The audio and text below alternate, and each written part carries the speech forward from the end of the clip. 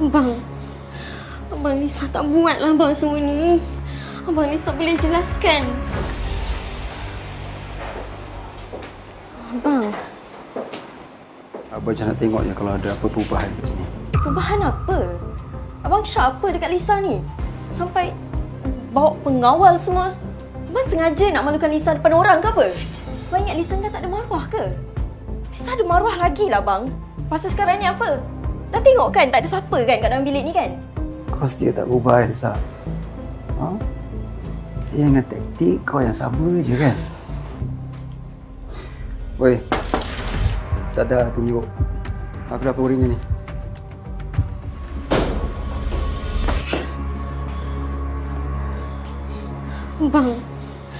Abang Lisa tak buatlah abang semua ni. Abang Lisa boleh jelaskan. Abang tak nampak ke? Apa yang Lisa buat untuk abang selama ni? Lisa dah banyak berubah untuk abang. Abang tak percaya kat Lisa ke? Lisa ni kan isteri abang. Oh, macam ni. Sekarang abang dah kaya, abang dah ada duit.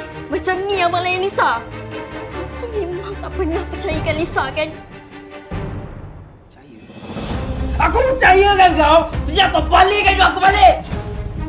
Jangan lupa like, share dan follow Du Drama.